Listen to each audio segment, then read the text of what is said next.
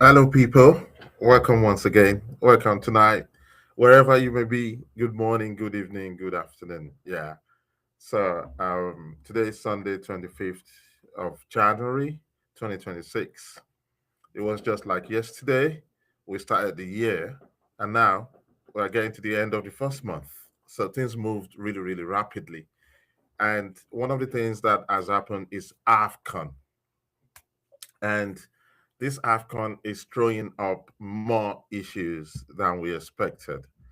So we're going to be going over some of the things, that we have noticed and things that might become problematic, for African football. And this is coming out of all the research that we've been doing on more sports, So we need to start to point out, certain things, and we need to start to tell ourselves the home truth. Um, they always tell us politics and sports do not mix. Sports is all BS. Yeah, politics and sports do mix, and that is where you actually need people who have got their heads screwed on, to be able to do the right things and make the right, calls. So we all knew what happened at AFCON.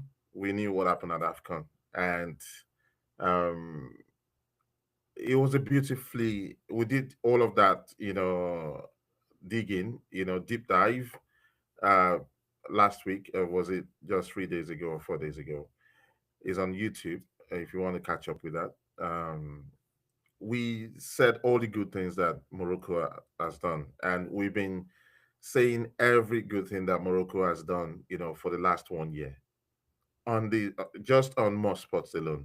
And it's not only us, thousands and millions of other sites that are African, focused sports organizations have been shouting the praise of Morocco from one end to another. Oh, they've got fantastic stadiums. We reviewed the Moroccan stadium over 4 to 5 times on more spots. Infrastructure. We actually traveled there. Pre AFCON, more spots was in Morocco to check out things. And also during AFCON, we were there. And when we were there, go to our YouTube channel.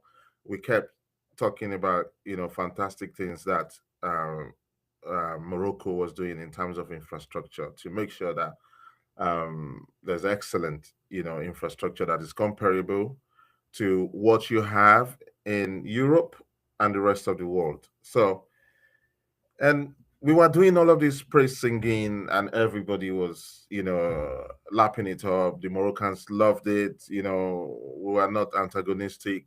Even when we did the WAFCON and we saw some of these, refereeing issues, bias issues, and the poor treatment of other fans apart from the Moroccans, we highlighted it just okay, some of the things that they need to improve upon. But we saw at AFCON that the Moroccans and CAF actually scripted that event to produce Morocco as the winners. It's a fairy tale story. We understand if that happens. Morocco is hosting the 2030 World Cup. They're African champions, and only have to defend that title just once before they host the World Cup. But it didn't happen that way, and what we saw went beyond this face of football. What we saw was a mockery of brotherliness, brotherhood, and the spirit of competition because virtually every team that played against Morocco had one or two things to say about officiating, which didn't happen in all the other games. And we've done some deep dive, and we're gonna go into the aftermath. What happens to the fans, what happens to the brotherhood of Africans, what happens to sportsmanliness in general. We're gonna go into that today, so I'm not going to be wasting your time. So, as you can see on my screen, Morocco has won the bid to co-host the 2030 FIFA World Cup alongside Spain and Portugal.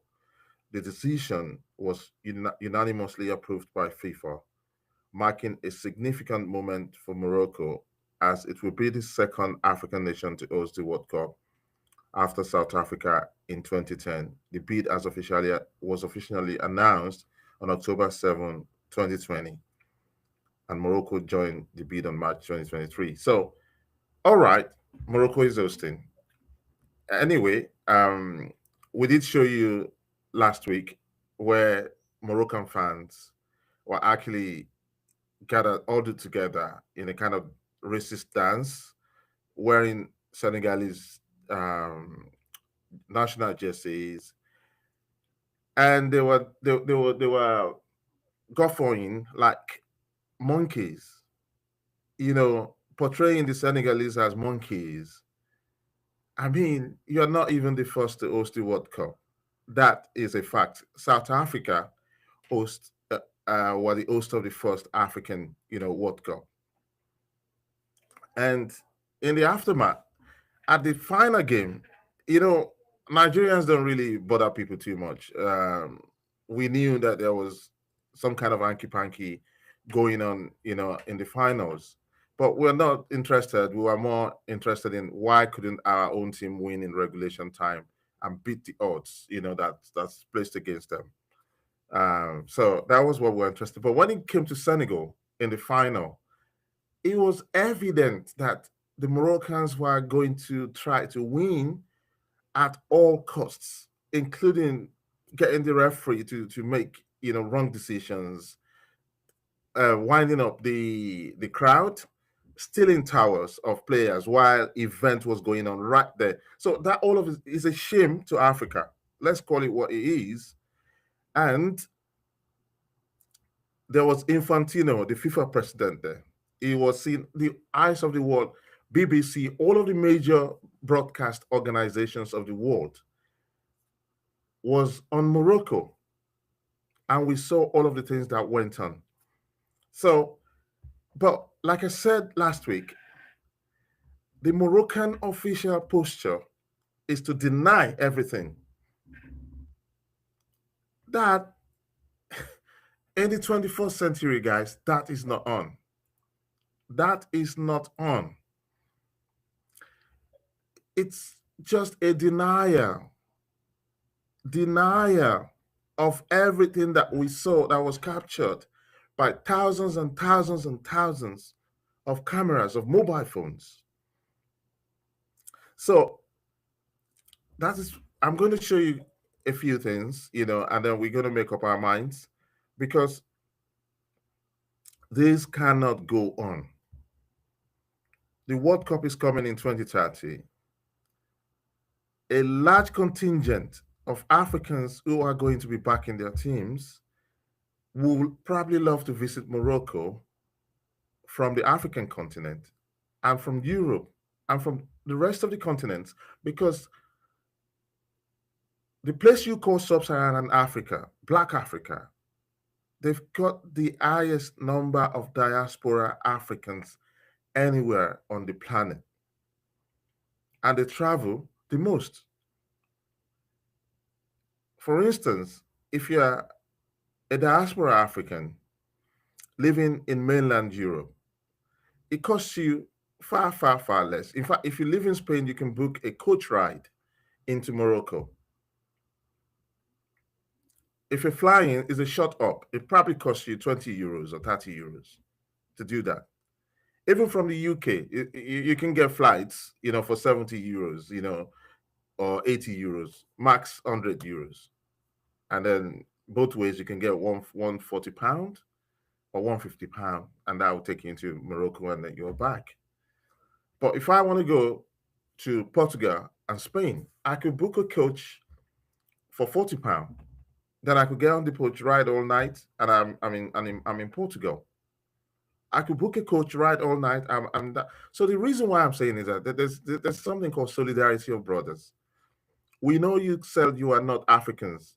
Morocco said they were not Africans, and they wanted to join the European Union in 1997, and they went away for 33 years or so, and then they came back and said, "Oh, now we discovered that we want to be part of Africa." And some of the things that are happening now is not justifying that you call yourself Africans. And that is what I'm going into now. So, in the aftermath of what has happened in the presence of FIFA, in the presence of the whole world, everyone, before I go on, guys, please, if you've got any comment on what I'm saying, drop your comment. I will be able to pick them up on from the studio, yeah, and then I'll discuss it. I'll say it out. I'll say your name, and I'll say what you're saying, and then we can make a comment on it. Thank you so much. So, what happened was shameful, and it was in the presence of the world. So the Moroccan president came out. I know the Moroccan king. So the Moroccan king came out, and this is what he's got to say. So King Mohammed VI acknowledged that the AFCON final was marred by regrettable incidents that occurred in the final minutes of the game between Morocco and Senegal, according to a statement issued by the royal cabinet. However, the king emphasized that these unfortunate events do not overshadow the tournament's overall success, stressing that once emotions subside, inter-African fraternity will naturally prevail. The king reaffirmed that Morocco is and will remain a great African country, committed to the values of fraternity, solidarity, and mutual respect. In line with this vision, the Morocco will continue its steadfast engagement in support of a united and prosperous Africa through partnership and expertise sharing. This is from Morocco World News Post. It's like an official, news, for Moroccan nation. Now, anyone reading this will think that, okay, you know what, it's a good thing. This is official lease. We call it official lease. It doesn't have any meaning because once you start to peel back all of these carefully constructed words, then you start to realize, are we actually African brothers? Does Morocco actually understand what it means to be brothers? Because you are hosting your brothers, and let's see what is going on. Okay, let's take it that the king is actually saying something from his heart, that is not just, fobbing us off, giving us all of this faff, and saying, okay, yeah, this is, what I mean. Now, let us not look at the actions because we don't look at the words alone. Let's look at the actions. First and foremost, let's look at this action against the so called African brothers.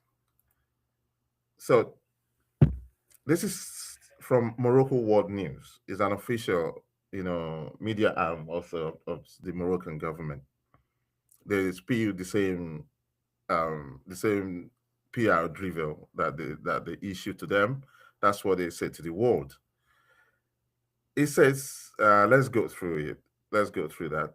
It says, a Moroccan court has sentenced an Algerian supporter to 8 months in prison for deliberately tearing Moroccan banknotes during a match of the 2025 African Cup of Nations, AFCON.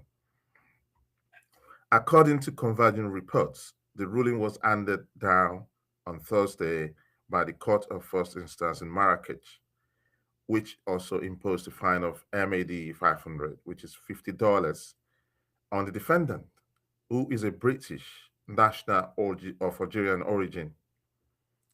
Okay? We just read from the king that he says, oh, African brotherhood, respect, mutual respect is going to continue, blah, blah, blah, blah, blah, blah. And then we have what is going on inside of Morocco. This is how they treat their brothers. This is how they're treating their African brothers. That is his money. So you might say, okay, I don't subscribe to tearing paper notes and all of that. But the paper note is issued by the state, is a legal tender to say you will honor this value that this guy has. So this guy already paid his own money in exchange for that currency. So the value that he has worked for with his life is in that money. It's a paper note. It's a paper note. If you tear the paper note, you're not tearing the Moroccan currency. They print that in by the loads. Governments print banknotes almost every day. And we know that the Moroccan economy is in deep problems. So they do quantitative easing.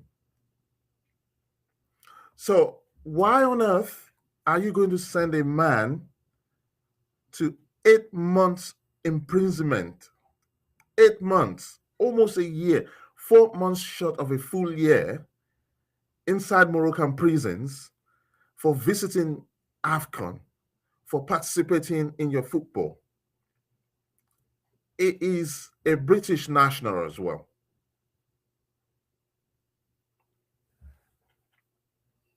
Whether you like it or not, the Algerian British community, they are going to place this as a major storyline in the UK. And they're going to plaster it on all platforms so that this is what goes on in Morocco. How is this different between Morocco and North Korea? This is pure gang. This is North Korea. You cannot sentence a man who, on the spot of the moment, it's an emotional game. Football is emotional. How many times have we seen coaches like Mourinho, top coaches, kicking their bottles, water bottles on the pitch? How many times have we seen them doing all sort of things that kids do? It's emotion. It's a game of emotions. If you remove emotions from football, then there's no football.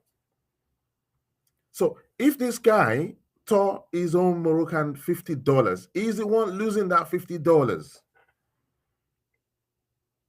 Why are you sentencing him to 8 months of his life in a Moroccan jail?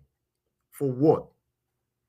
And the king, your king issued a document that says, look, we're African brothers, blah, blah, blah. If this is the way you treat people, don't expect that African diaspora are going to come to Morocco in the World Cup. Forget it. Already, we saw during this tournament that you couldn't even fill the stadiums. Unless, of course, certain level of teams are playing, like Morocco, Cameroon, the pedigree teams. When they're playing, they command, the crowd. Because Nigeria, they've got the stars. Senegal, they've got the stars. Cameroon, they've got the stars. But when you're playing Tanzania, you're playing Kenya, you're playing all of these, you're playing these minnow countries in football. The stadiums are now filled up. And that is what coach was saying, that Saint Fiat was saying that he doesn't like the Moroccan, AFCON, because it's too polished. There's no emotions. There are not people in the stadium singing and dancing at every tournament, making it come alive, with culture, with spirit. And it's been proven right. We were kind of like telling him that he should take it easy, that Morocco has tried their best. But obviously, that is not the case. So that is an Algerian national that has been sentenced to 8 months in prison. Think about that. So if you are just a fan of football and you're coming into Morocco in 2030 for the World Cup, you look at stories like this, and stories like this surface, I'm canceling my ticket because I'm not going there to explain to some guys who don't have a fair idea of how the world works. They do as they are told, and it's like going to North Korea. I'm not going to waste my time to go there. That's what it means. So that is just one case. So let's get to some of the other things that have happened. Now, the same Moroccan authorities are they're starting the trial for 18 Senegalese fans. These are fans, yo. These are fans. They traveled to see, the games. These fans, they traveled to Morocco. They paid their way to Morocco. Some of them flew on Air Maroc into Morocco, giving the Moroccan authorities some revenue. Now, some of these guys, all of them, when they got to Morocco, they had to go to a restaurant. They exchange their money into Morocco, giving some value to Morocco. They eat, they book their hotels in Morocco. They made Morocco rich for the period of time they were there. They spent quite a lot of money in a short period of time. And they went to play football. Right. So let's read what has been said. A Moroccan court has opened a trial of 18 Senegalese football supporters accused of hooliganism during the last week's Africa Cup of Nations final, defense lawyers said. The hearing in Rabat was adjourned till January 29th, with the defendants held in pretrial detention over pitch invasions and objects thrown onto the field during Senegal's 1-0 extra time win over Morocco. An Algerian-born French citizen has also been arrested in connection with the incident. Okay, so this throws up quite a lot of issues for the Moroccan authorities. If you're saying that, okay, first and foremost, you have treated this team dirty, the fans dirty. These fans, this is not what they came to Morocco for. They have families back home and they needed to go back to their families. Now you've arrested them on trumped up charges and you put them in pretrial detention. You seized their passports. You treated them like they're criminals. Okay, let's assume that the Moroccan authorities are right. You said pitch invasions and throwing things, objects onto the field. Did you arrest any Moroccan who were throwing objects to the field during the Nigerian versus Morocco match? Even in the finals, they were throwing objects in the field. Now, let's roll it back. Let's go to AFCON. The Moroccan fans actually had these infrared green lights, that they were shining on the faces of players. They did it in Cote d'Ivoire. They do it at club levels. They did it at AFCON. Did you arrest any one of those guys for hooliganism? Did you? Now I'll show you. Now let's show you what went down, what went on at Morocco. To see, these people were provoked. A lot of them were provoked into defending themselves. The so-called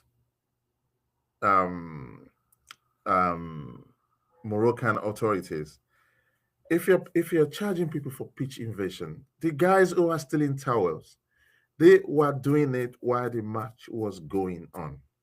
Did you arrest them? Did you? Okay, let's play this.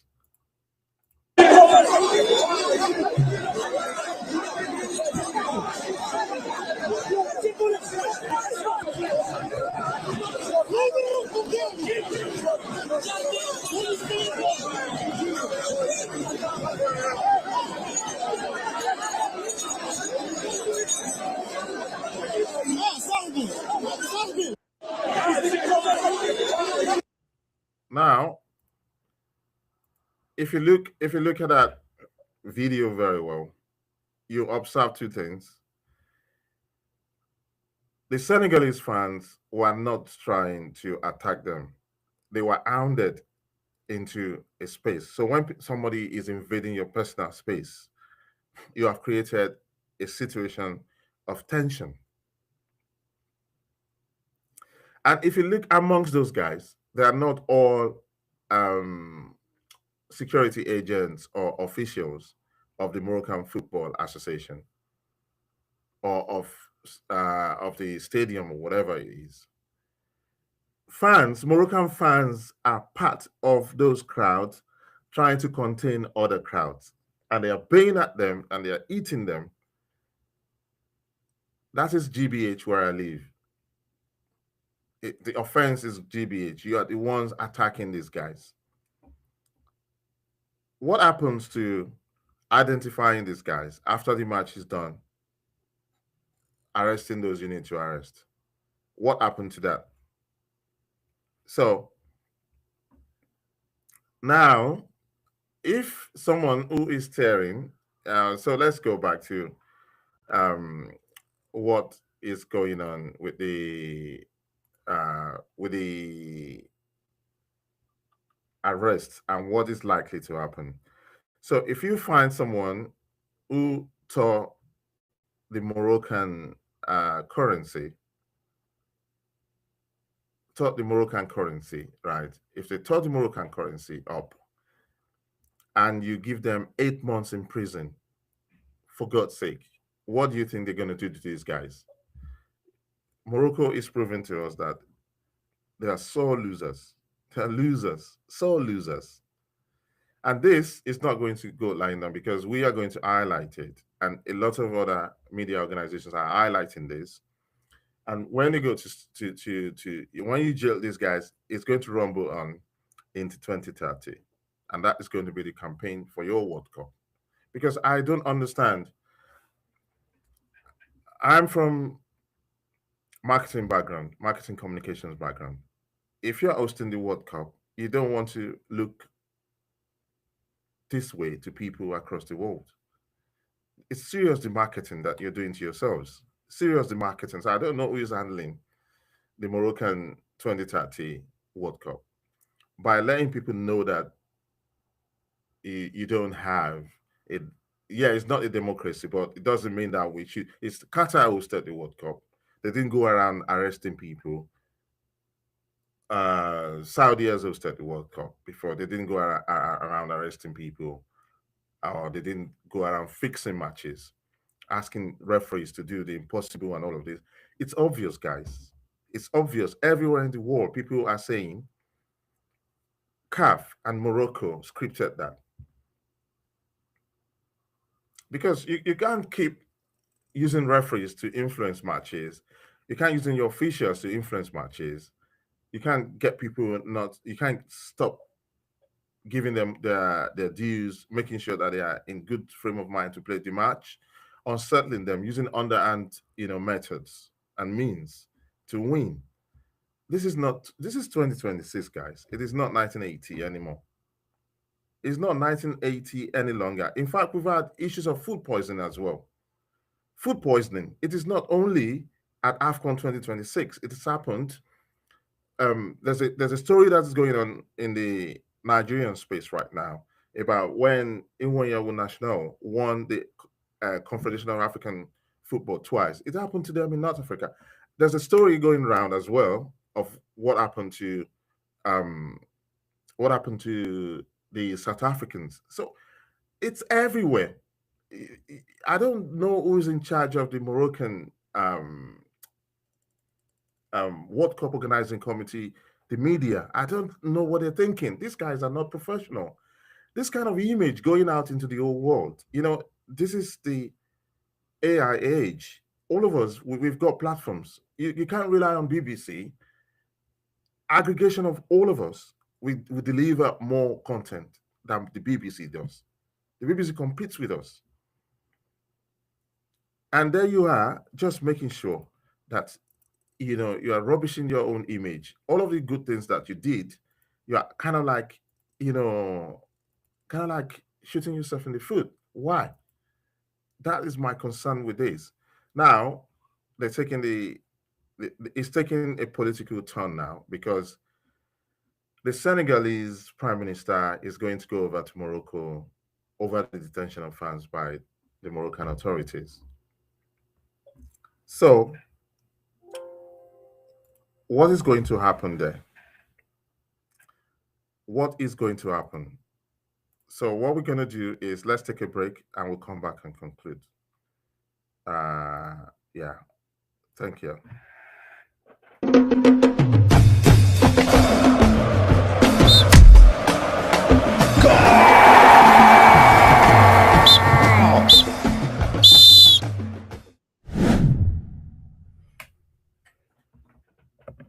Okay, welcome back.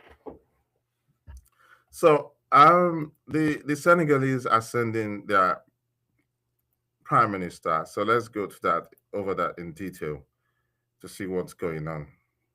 The mere fact that this guy is going over to Morocco to settle this is going to be in the news. This news is going to get carried in all the Senegalese media, then all the surrounding Francophone African country media, and then it's going to go to Morocco media, and it's going to go to West African media. It's going to go to East African media, North African media, because you don't have a good rep in Algeria as well. Probably not even in Egypt. And it's going to go across the diaspora and committee. So why on earth? Why on earth? These guys are so vindictive and so petty that they are punishing people for their own shortcomings. So all of these guys, they're just 18 Senegalese, but a lot of Senegalese would only go to Morocco if their country is pitched in Morocco for the 2030 World Cup. If not, they're not going to go there. Forget it. They're not coming because this is hostile. It's hostile. So this is from DW Africa. Senegal's Prime Minister Ousmane Sonko will travel to Morocco on Monday. That's tomorrow. After Senegalese football fans were detained following incidents at the African Cup of Nations final. Morocco is holding 18 Senegalese fans on hooliganism charges after Senegal's won a victory on January the 18th. The court case has been postponed until January 29. Sonko's visit is part of a planned talks between the two countries and will also include the Moroccan Senegalese Economic Forum. Morocco's king is, expressed regrets over the events. Why so God can't confirm? Look, now with all of these incidents and the actions that is going on behind the scenes, I don't care what your king says. I don't care. I don't care what the king says. The king of Morocco is just playing politics. So why does he want to talk about Senegalese Economic Forum? Because football, this is going to spill into politics. It's going to spill into politics, and all of this, corporation thing. A lot of football fans are there making decisions in all the civil service and at political levels. They're not going to, if they got competing interest, they're not going to go for Morocco because this is not the way to work with brothers. Just imagine, I can go over to France, go for a football match, you know, play the football match. I don't expect the gendarme are going to go after me for tearing up a euro. If you tear up a euro, they probably say, "Oh, he's an idiot. He's tearing up his own value. You work for that money." And my point of view is that if you're charging the Senegalese for hooliganism, right? You have to charge the Moroccans who are there stealing towels. They were stealing towels while the match was going on. That is a farce. It doesn't happen anywhere in the world. You do not influence a match of that high profile, any match whatsoever, even in kindergarten. You don't influence those kind of match, right, by stealing towels and distracting players. They were doing that. So what are we talking about? Let's go into the it's thanks for sharing. Of course, we'll keep sharing at more spots. So what I'm saying is that for the organizing committee, the local organizing committee for Morocco, this is bad news because if such a high profile man has to leave Senegal, get on the plane. You're talking about hosting. FIFA is saying, "Oh, let's have all of these, green tournament, where the impact on the environment is low." This is not. It has to fly, burn, thousands of liters of jet aviation fuel, and that is going to go back and forth. and it's going to talk, talk, talk, talk, talk. That is not it, because this is going to be picked up by the European media who don't even like Morocco. And what is the king now saying? The words of the king has absolutely no meaning, in this. And that is the problem I've got with all of this thing about Morocco. All of this time that we've been talking about Morocco and this, you spend so much money on infrastructure. You spend so much money on cozying up to FIFA. You spend so much money on bringing influencers and all of that. You spend so much money on jamboree across Europe to connect the diaspora communities. The diaspora communities, it's actually stronger with the Black West Africans than the Arab, West Africans, the North Africans in Europe. I can tell you that for free. So you went all of that, and we gave you all the support. And this is what has happened. The same people that are your people, the same Africans. So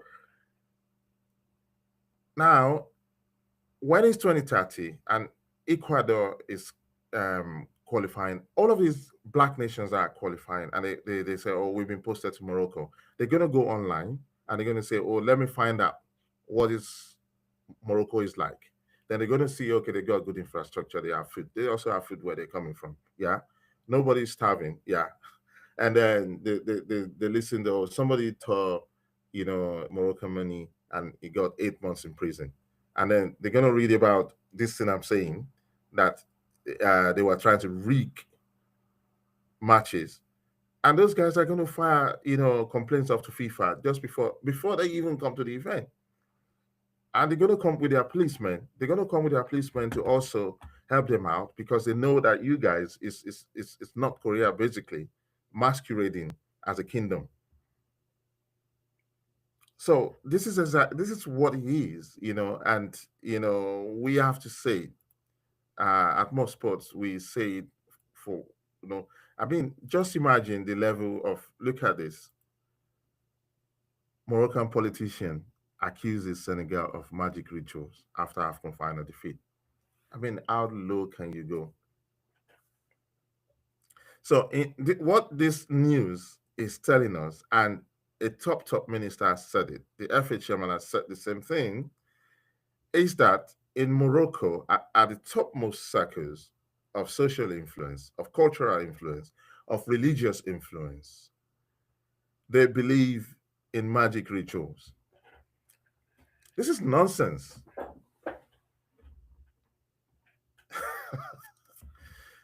Benin Republic the country is officially 80% animist.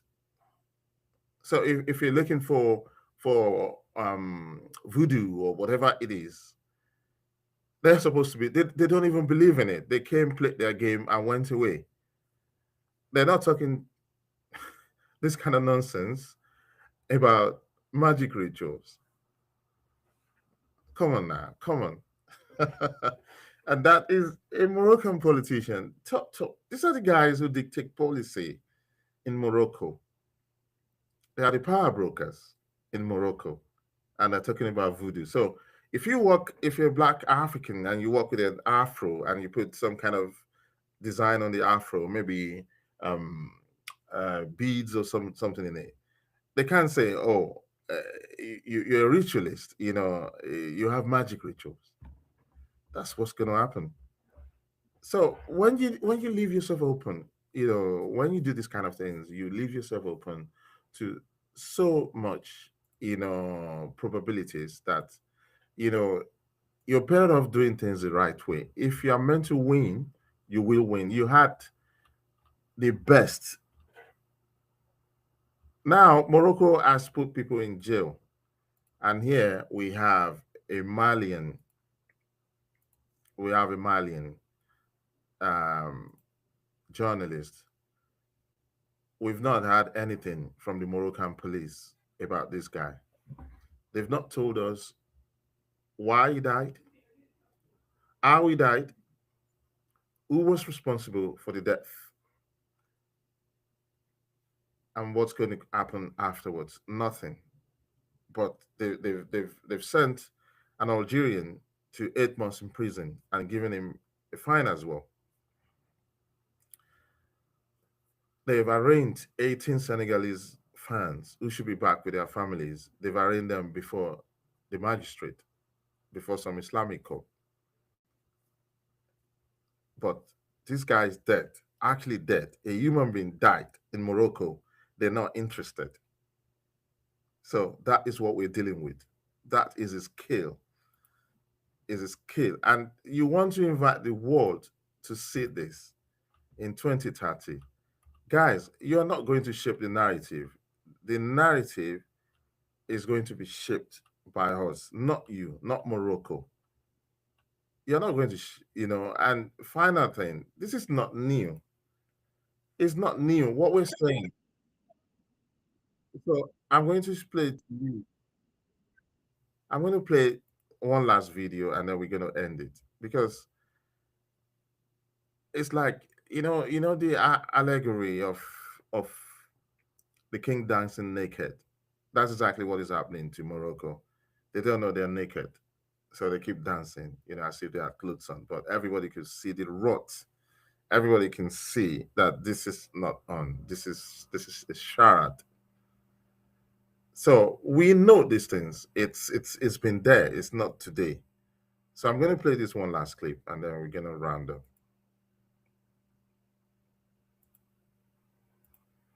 So this clip is from one of the best coaches in Africa. This is Pitso Mosimane. And I'm just quickly going to tell you his playing career. He was a midfielder. He played for Jomo Cosmos, Mamelodi Sundowns in South Africa. And he also played for the national team Bafana Bafana. Now, his coaching career is fantastic. He achieved major success with Mamelodi Sundowns, leading them to CAF Champions League in 2016, making Sundowns the first South African to win the competition in the modern era. He also won numerous domestic league titles in the South African Premier Divisions. In 2020, he moved abroad to coach Al Ahly XC in Egypt, one of Africa's biggest clubs, where he further cemented his legacy by winning multiple trophies, including the CAF Champions League, Egyptian Premier League, and the CAF Super Cup. So he's known for tactical intelligence, man management skills, and ability to build cohesive, winning teams. Is widely regarded as one of the most accomplished African coaches of all time. So let us hear what one of the best African coaches of all time. Let us hear what he's got to say about a team from Morocco, the Moroccans. In Morocco, they do this. We go anywhere. Everybody bullies us. It's about time Sundowns come up and play Champions League. They do this to us. We don't find ball boys. They come to South Africa, they want to bully us? No, we have even local. We know what to do. If people bully us, we give it back. Gone are the days. Is that what you're also saying to your players going down the tunnel during the first half, saying, why don't you do this? Because it was that gamesmanship you were talking about pre-match. No, the North Africans, they are always bullying everybody. Always. They bully referees, they bully everybody. They don't want to lose. They're going to lose tonight. We beat them fair and square. 2 legitimate goals, they must go home. When we lose in Wydad, in Casa, we don't do anything. We walk out properly. What is all this? Wydad is used to winning and pushing and bullying the referees and bullying everybody, not in Atresville. They do this to us in Morocco. They do this. So that is one of the best African players. That is what he has to say about about Morocco. And his Mamelodi Sundowns. I think that comment was made in 2016 when his Mamelodi Sundown, won the African Champions League. We've had this experience. Every African older than 40, 45, they know these things. They know it. If they wake them up tomorrow, wherever they may be in the world, if you're playing North African teams, this is what happens. And Morocco has taken it to the worst level with the hosting of the Nations Cup. And that is what we need to say here. So it's not age, it is what you do. And it's unacceptable. And that is what was saying there. We're not going to take it. It's high time. Nobody's, and that was Senegal. The Senegalese did. If the Senegalese had taken the BS that was given to them and all of the things that the referee was trying to do, I mean, that was a referee that cancelled a clean goal. He cancelled it, and at the other end, it was just an arm twist, and he blew for a penalty. He blew for a penalty. If you ask most Nigerians who are old enough, they have never forgotten what happened to Nigeria at Maroc 88. They've never forgotten. They will never forget. And that's why the memory of Issa Hayatou is actually more, is only pronounced among the Cameroonians and North Africans, not the West Africans, East Africans, or not or South Africans. We don't respect him because of the sort of um, thing, the corruption they bring to the game. It's the sort of corruption they bring to the game. So Motsime has said everything that needs to be said, and I thought that we will follow it. I might do another one. We'll see the outcome of what happens to the Senegalese. We're following it. We'll see what happens because the words of the king is not matching with the actions that we see on the streets. They are two at opposing ends, and I do think that Morocco, they're not going to get a lot of support from Africa with the World Cup. They can go and claim to be Europeans. We don't care. If you're going to treat your, if you're going to treat Africans this way, with disrespect, with disdain, with corruption, then we don't want to be part of that. So you can keep whatever you're doing.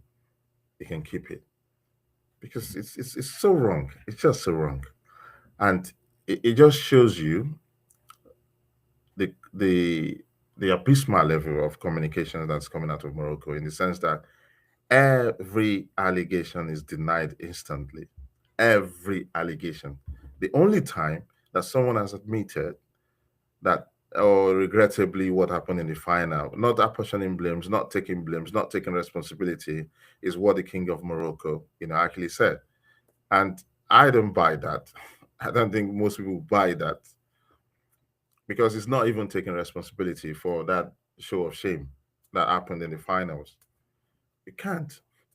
You can't. In fact, there's a story that we've been researching that's going to come up. Do you realize that this is so bad that we used to bring in referees?